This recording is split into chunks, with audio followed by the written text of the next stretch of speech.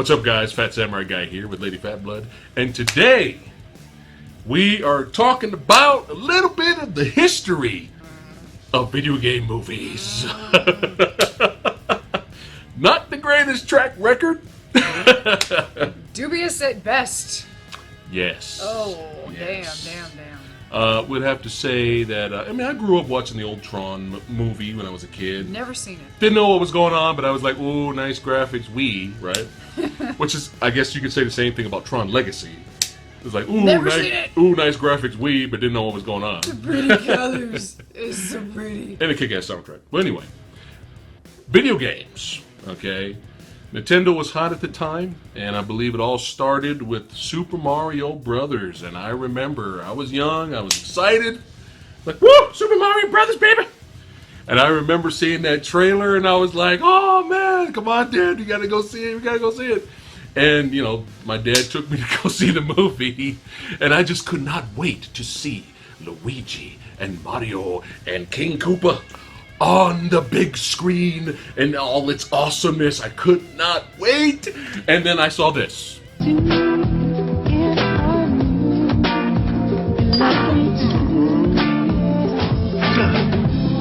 And yeah, not a great experience in the cinema there, folks. I remember when that scene came on.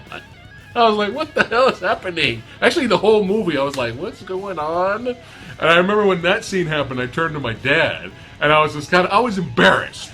And I remember kind of like not being, I was a little scared to like look over at him. And I just kind of like, inched my way over to him, and I just saw, he's just looking right back at me, just like, oh, you're gonna get it. Oh, yeah. So that was just horrible. So that was a little taste of things to come, where it just kept continuing, where you had all these big budget studios just trying to cash in on what's popular and just not really getting it. I think it's really interesting that the video game movie came about in the early 90s. And it seemed like the mid-90s was when comic book movies really started taking a big, juicy, steamy pile dump just right in front of our noses. And it's really strange because even though comic book films always had the upper hand, well more than the video game movies did, because we at least had Superman and we had Batman at first, and even those took a dump eventually. But for a while, it seemed like video game movies and comic book movies were on the same level of shit. And for some reason, the comic book movies, they fought tooth and claw and we're finally getting to where we're respectable. But the video game movie genre just never had that Batman Begins or Spider-Man or X-Men. It never had the luxury of somebody coming in who respected the source material. And I know it's got to be difficult to take a video game which conceivably has hours and hours and hours of story in it, make it into an hour and a half to 2 hour film. But there's still the gist of a story. You know, how difficult is it to tell the story of a globe-trotting female who's basically a Indiana Jones with tits, okay? How hard is it to really tell that story? So later on, I saw another trailer. I got a little bit older, and I was just like, oh my gosh. Oh, you were a sucker back in the day. Street Fighter. Oh! Street Fighter with Van Damme! Oh, damn. Oh, I was so excited. I was like, yeah! I don't know who that Raul Julia guy is playing Bison, but I don't care. Street Fighter, baby! It's gonna be on the screen, baby! Damn it! I remember being in the theater, and I remember people were laughing. People were laughing when Ken did the Dragon Uppercut. Oh. And it was just like, it was just terrible. It was just like somebody just did this and turned around, and Ryu did the Hadouken Fireball, and it was just a light switch. Somebody turned the light on. That was it. I remember I liked some parts of it because I was just happy to see the characters on the screen. But dear God, that was just horrible. But over time, which we will be doing a video on Street Fighter, the Van Damme version, over time, it's become a guilty pleasure. So bad, it's good. Okay, it's hilarious to see now. So we can get a little sliver of entertainment from that.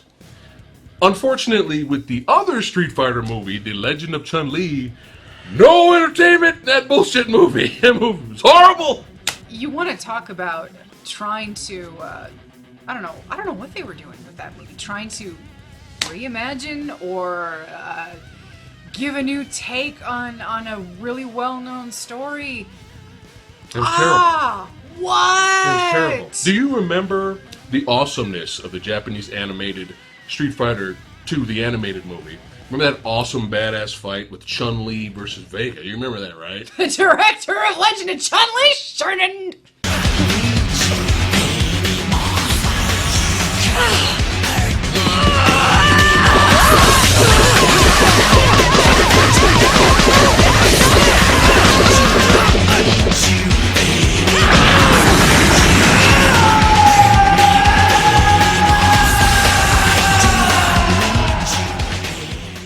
Wasn't that badass? Wasn't that awesome? But this is what we got in our live action movie.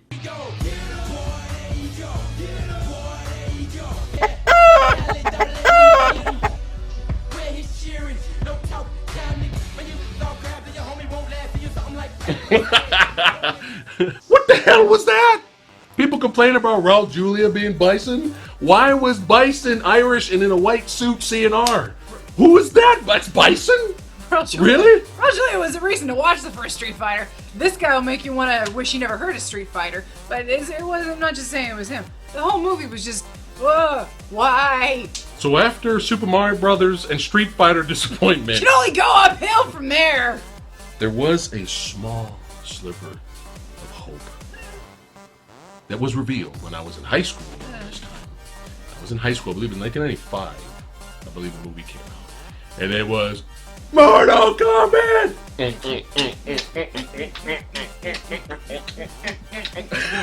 And that movie was really cool, man. I mean, compared to the shit that we had before that. It was so 95. Yeah. Such a product of 95. But the movie looked fantastic. Like, they actually cared. Like, the people who did the sets. Yeah. The CG looks bad today. Oh, God. But at the time, for its budget, the CG was good. Yeah. It was 95 CG. What are you gonna do? And pretty much, I would have to say, majority, not all of them, but majority of the fight sequences were very well done, too. I mean, the two best fight scenes in the movie, for me, were Scorpion versus Johnny Cage. But I still think it was bullshit how Johnny Cage won, okay? Bullshit, Liu Kang beating Sub-Zero with a bucket. He beat Sub-Zero with a bucket! And the other fight being Liu Kang versus Reptile. I mean, those are that's the two best fights for me, in my opinion, for that film. When you watch the movie now, it has not aged well. Could have been worse. It could have aged a lot worse. Yes. But I popped it in the other day when I was cleaning, and I caught myself stopping to watch for a few minutes here and there. It's harmless. Yeah. Harmless cheese. It's a great B movie. I mean, especially for the video game movie genre. You know, yeah, it wasn't R-rated. Unfortunately, we didn't really get the gory fatalities. That'll never happen. But overall, in comparison to what we had, there was actually some quality there. And 1 year later, we were proving it could have been worse. 1 year later. You know, in the tagline of Mortal Kombat Annihilation, it says, "Destroy all expectations." They warned you! Okay, at least they warned us all. Oh, you know, all the people, including myself, yes, I went to see it. Of course you did. Of course you did. Including myself and everyone else, of all the people that went to see it. Somehow, I just, there's a word I'm looking for, that describes us going to this film and being fooled. I don't know what it is.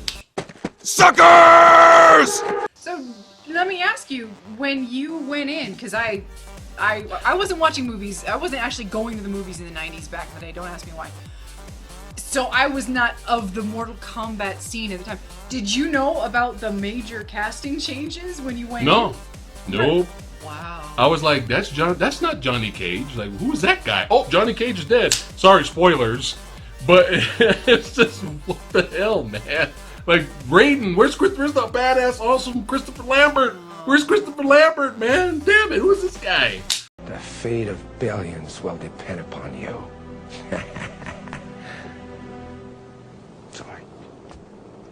dear God, that whole movie was just utter shit. And I just Power Ranger looking freaking outfits. I mean, obviously it was lower budget, but I mean, it just everything was garbage and Zero effort. zero effort. Even the fights weren't even good. I mean, the soundtrack was good, but do you remember the animalities? Do you guys remember that? The awesome CG special effects of the animalities. That looked like stop motion. It looked like Harryhausen had fiddled with somebody's computer and made that. I would have to say it actually looks worse. At least Harryhausen had excuses. It's old school. But, you know, they had lower budget. But, hey, if you don't have the budget to do it, then just don't do it. So, I was not a PC owner. I'm sorry, okay. I was a console guy. And I had on PlayStation 1, I had a PC port of Wing Commander 3 and Wing Commander 4. And I really enjoyed those games. They were cinematic, and Mark Hamill was in it, and it was great games. And I heard the director and the creator of those games is going to direct a live action movie. And, you know, my friend Chris at the time, we were kind of excited because Chris was aware of the games as well. But we were kind of a little bit excited. And we were like, you know what, let's go see this movie, man. And we went to go see Wing Commander movie. Suckers! And it was terrible. I might be mistaken, it's been a long time, but the aliens, the Kilrathi, looked really cool in the game. They had these really cool animatronics and special effects, but in the movie, it was like they were like Chuck E. Cheese. Like, just,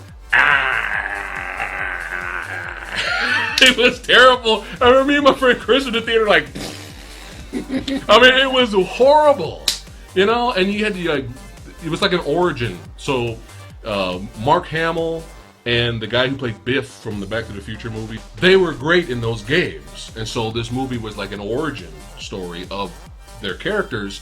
So we have awesome Luke Skywalker, Mark Hamill, being played by Freddie Prinze Jr., the 90s. And Biff from Back to the Future was played by Matthew Lillard. Yes, the greatest actor that ever lived. Shaggy. And as soon as he came on screen and reported in, and was like, reporting in, I am Todd Maniac Marshall. I just turned and looked at my friend Chris, and we were like, oh shit, we're fucked. Ironically, this would not be Lillard's last foray into video game fanfare, as we will be discussing in a few. Yes. Hip hip huzzah. So, 2001 saw a very mixed bag, I feel. I was a fan of the old school Tomb Raider games. My cousin, he let me borrow his PS1 for a couple of months. He let me borrow Tomb Raider 1 and 2 and even 3. Of course, I had cheat codes for Tomb Raider 3. And I eventually got my own PS1 and I bought Tomb Raider 4. No, I got it from a gift. I got it as a birthday gift from another cousin of mine. And I love those old games. I still love those old games. And so when I heard that they were making a movie, me being a jackass, not thinking, oh hey, video game movies suck, I was actually a little excited. I wasn't too sure about the actress that they had playing Lara because I didn't know anything about her. Freaking no-namer. And I knew she wasn't British, and I was a little skeptical about that because I'm not really digging the whole Americans trying to put on a British accent. It doesn't usually work. You have to be really, really skilled to do that. Convincingly, I feel it kind of hurts my ears when I hear about it. So I was fine with the Lara Croft Tomb Raider movie when it came out in 2001. Again, when you get older, movies tend to not look so great anymore, and yeah, it's not that great of a film, but I consider it about as far away from the worst of the genres that you can get. It's not that bad. It's not puke. It's probably one of the rare films that sits at about an hour and 50 minutes, and it doesn't feel like it. For me, it passes pretty quickly. It's pretty mindless. It's not too bad on the eyes. I felt like a handful of scenes actually captured the Tomb Raider spirit of things, unlike its sequel about 2 years later, The Cradle of Life. Now, Cradle of Life looks better. Oh, It's yeah. a much prettier, it's a much clearer, brighter film. It had its act together. You could tell that half the footage wasn't left on the editing floor. But I found myself bored to tears with that movie. It was nothing like Tomb Raider. It was like she was doing stunts, and it was like, are we espionage, James Bonding? What? Can we go back to the tombs? Why are we doing Brit Fu against Simon Yam? Damn you! For those of you who don't know, Simon Yam is Yam is awesome. he's awesome. Veteran actor from Hong Kong. They flew him all the way over to be in this movie and to get beat up by British style with the rifle Brit fighting. Brit Fu, yeah. And he luckily he went back to China. But we're missing the good part here. I mean, in all of the games, she punched sharks and knocked sharks out all the time, right?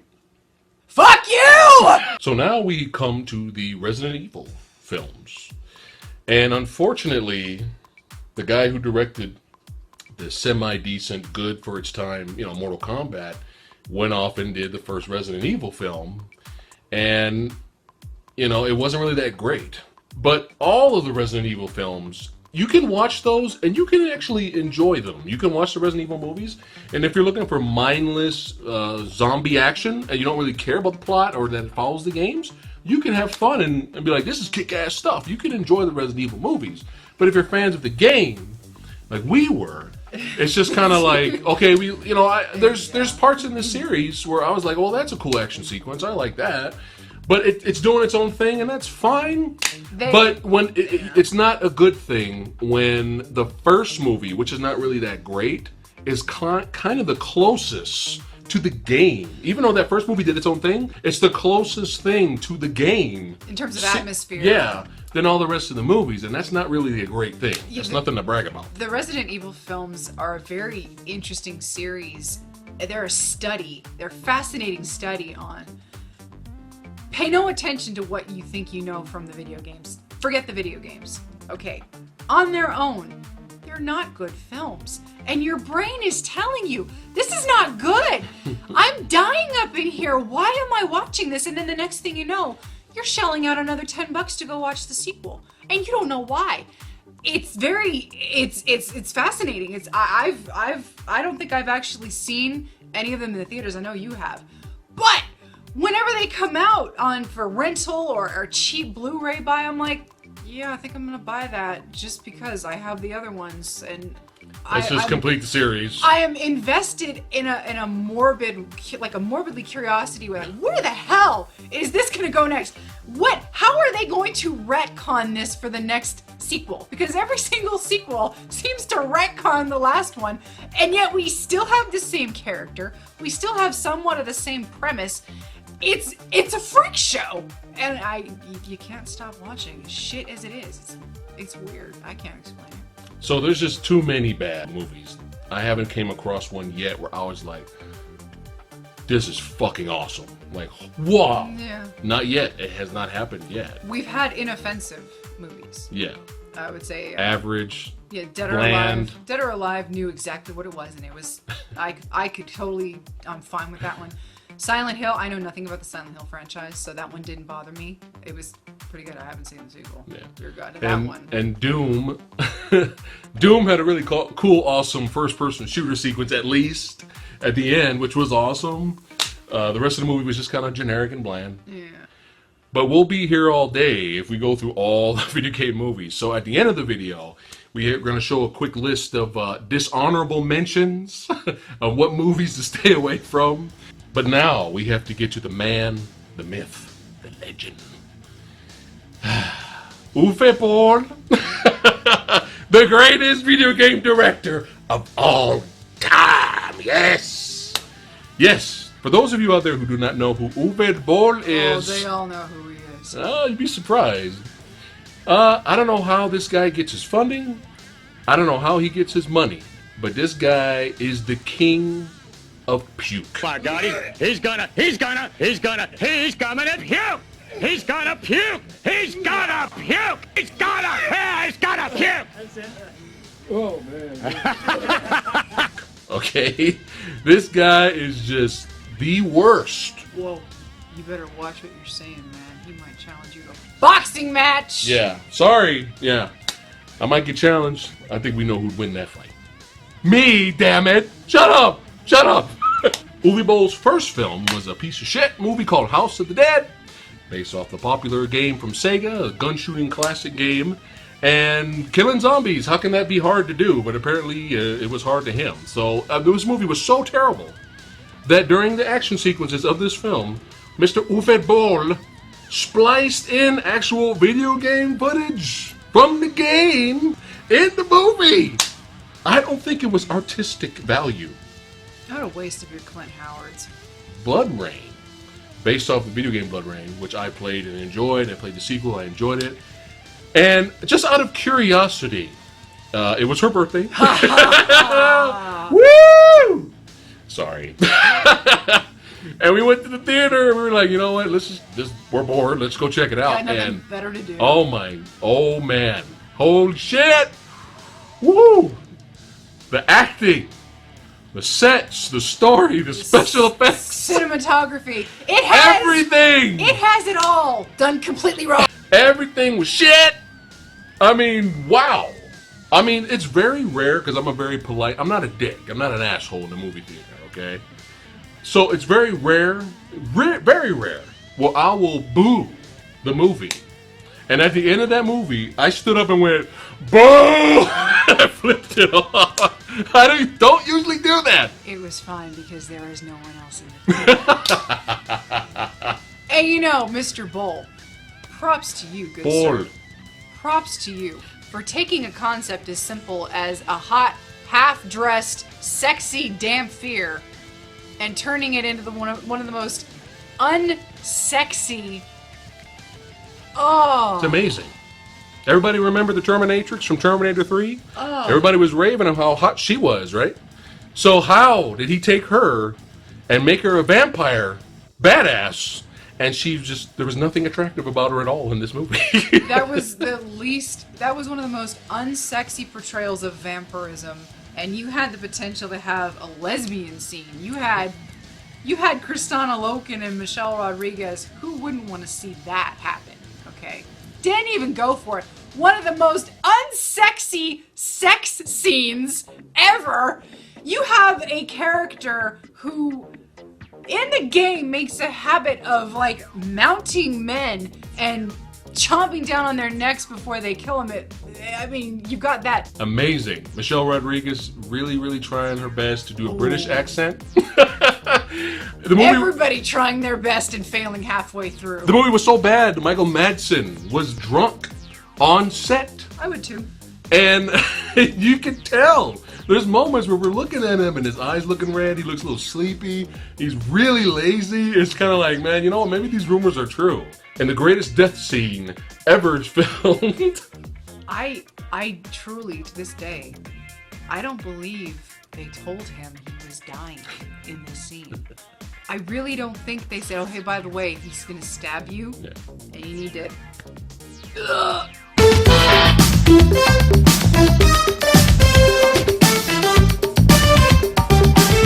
And then, there's the most inexplicable of all in this film. Sir Ben Kingsley, who apparently is trying to pay off a parking ticket in this film.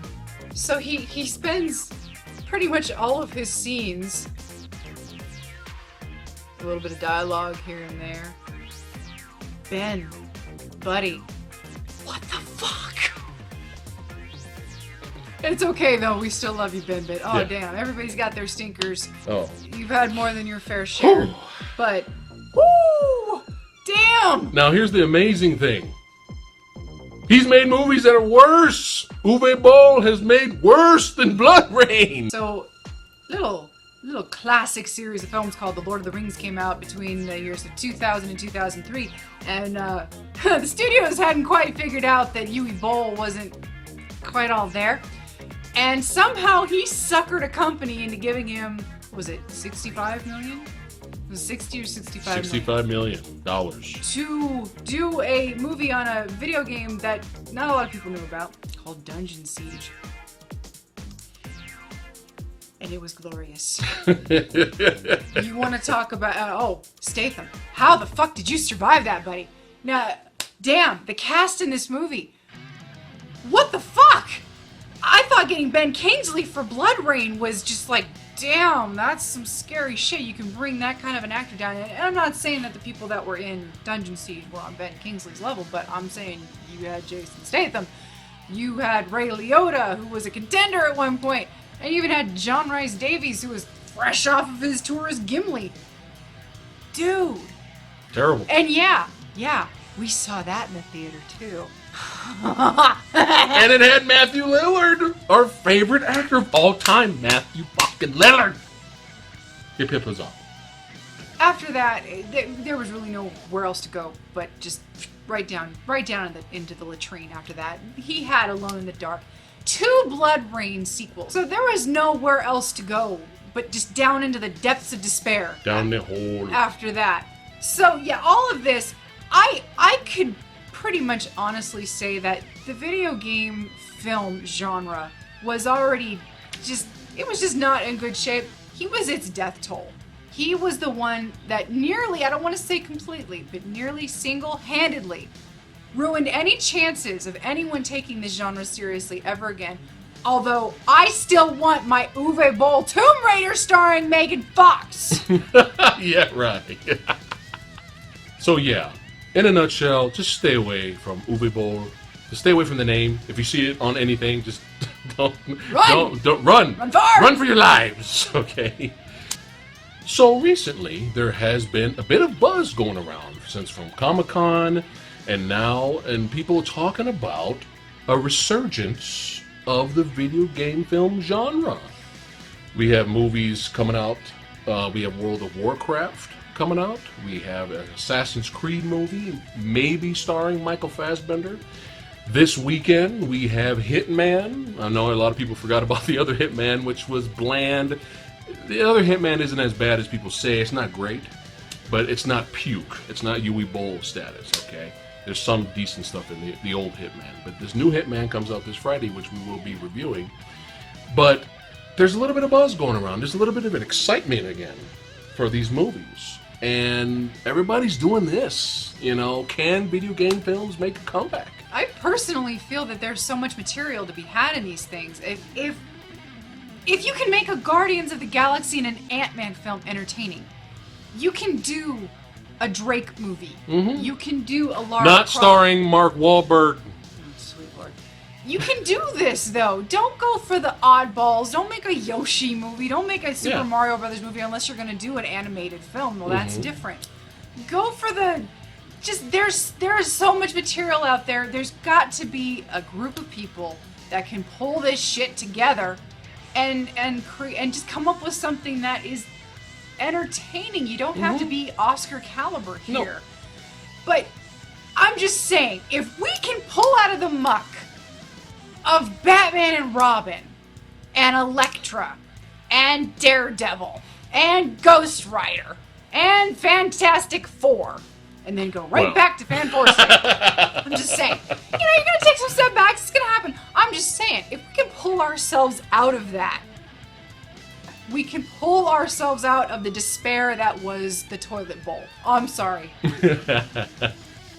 Yeah, just people who actually give a shit and want to make a great movie. I mean, when you play these video games now, like the Uncharted series and all these other ones now, they're like blockbuster, epic, movies. I mean, amazing stuff. And you can do that in a video game and not in a film? Come on, guys. No, imagine a God of War movie. Oh. In the right hands. Oh, yeah.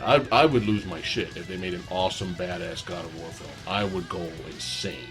No, audiences has proven that we can handle the fantasy genre. Mm-hmm. We can handle the action. I mean, if you can have a movie like 300, and that first film was a success. Yeah, it was a little out there. Mm-hmm. But it found its audience. You can have a movie like that. You can have a movie like God of War. Just, you don't have to take it super seriously. Just respect us enough. Respect the source material enough. Don't dumb it down. For fuck's sake, stop treating us all like we're 13-year-olds, even though that is always your intended demographic. So we're kind of rooting for the little guy. I'm doing this. I want to see an awesome video game film. I want to come out of the theater and be like, holy shit. Did you see that Uncharted movie? That was awesome. Did you see that Call of Duty movie? Oh my God, you know? It's time. It's time. It can be done. Yeah. So before we leave, we want to know what you guys think. Is it just too late and just stop making video game films altogether? What movies did you completely hate that were bad? We want to know. We want the list. We want to see you guys' list in the comments. What movies we forgot to mention. But we want to know what you guys think. Is it time? You know, is it possible? Or should they just kill it all together and we just experience these cinematic achievements on the small screen? We'll see you guys next time.